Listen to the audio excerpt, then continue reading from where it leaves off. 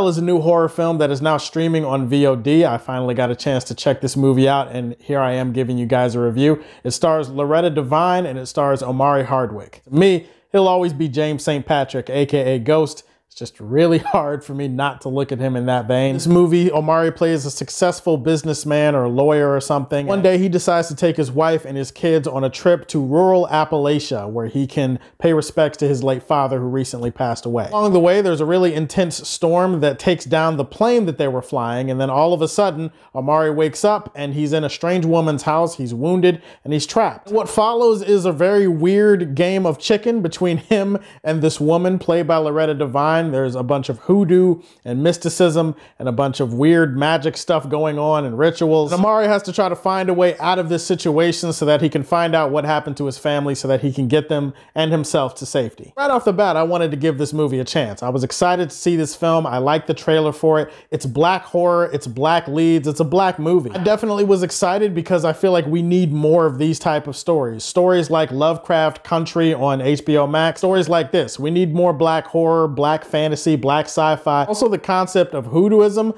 it's just something I don't really know that much about. So right there, I can tell you that this movie has an interesting-ish concept related to its mysticism, the hoodooism that is displayed in this film. I was on board with most of that. Do they really explore it in a meaningful way? You know, that's why there's 2 sections to a video, guys. For the most part, I like that setup. I like that concept. Now, as far as Ghost, Omari in this movie, I actually really like him as an actor. I think he has displayed this talent in other films and other TV shows throughout the years, but most of the time, like I said, it's just hard for me to separate him from being Ghost. In this film, he actually shows a lot more range acting-wise than you would think he has to, because a large portion of this movie is him by himself and wounded and trying to figure out what's going on and trying to get himself out of the situation. Physically, there was stuff that was demanded of his character that I was actually very impressed with, and he did enough to differentiate his character in this movie from James St. Patrick, even though definitely it's hard because you're watching the movie and there's a couple of moves he pulls off. There's a couple of interesting decisions that he makes where I'm just kind of like, yep,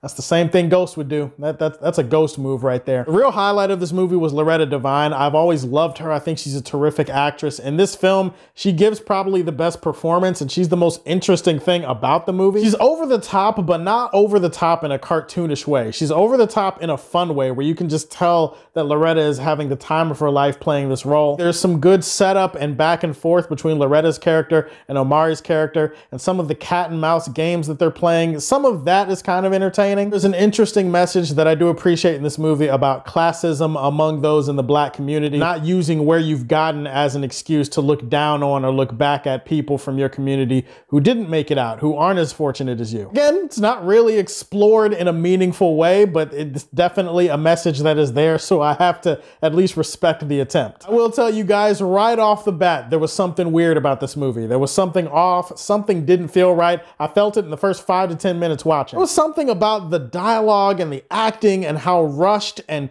quickly thrown together the beginning of this movie is in terms of pacing that I was just like, there's alarm bells going off. There's something off here. Something's not right. But you know what? I try to be fair with every movie that I watch, and I tried to sit there and chill out and like, you know what? Maybe it'll get better. Maybe this is just a rough start. I, of course, am here in the Luthor section of this video telling you that no, it did not get better. I think the biggest reason that this movie didn't work is because nothing in this movie was developed. The character, there's no character to this movie. There's no real soul. Nothing is really fleshed, like even the main characters that you're supposed to be invested in, that you're supposed to be following. There's no payoff to any of the backstory or anything that is teased or hinted about them as people. There's a story involving Omari Hardwick and his past and his backstory that is only kind of briefly mentioned in this movie, and it's not really delved into. So at the end of the day, you feel like a lot of that setup ends up being pointless. That goes for Loretta Devine's character as well. Like, you never really get to the root of who she is as a person or why she is the way she is, why she's doing some of the things that she's doing in this movie. The concept of hoodooism and all of that, like, that's interesting. I'm kind of interested in that. If only the movie were as interested in it as I am, because a lot of that is just kind of hinted and teased and you get to see a little bit of it. But again, they don't really explore the concept, the idea of hoodooism as much as you would want them to. And you get to the end of the movie and you're like, oh shit, that's it? That's the end of the movie? It's already over?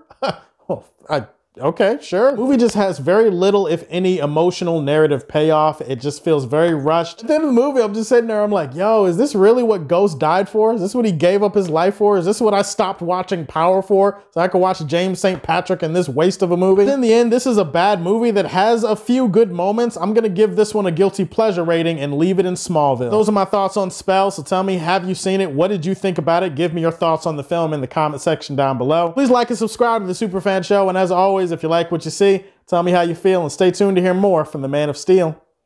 Peace.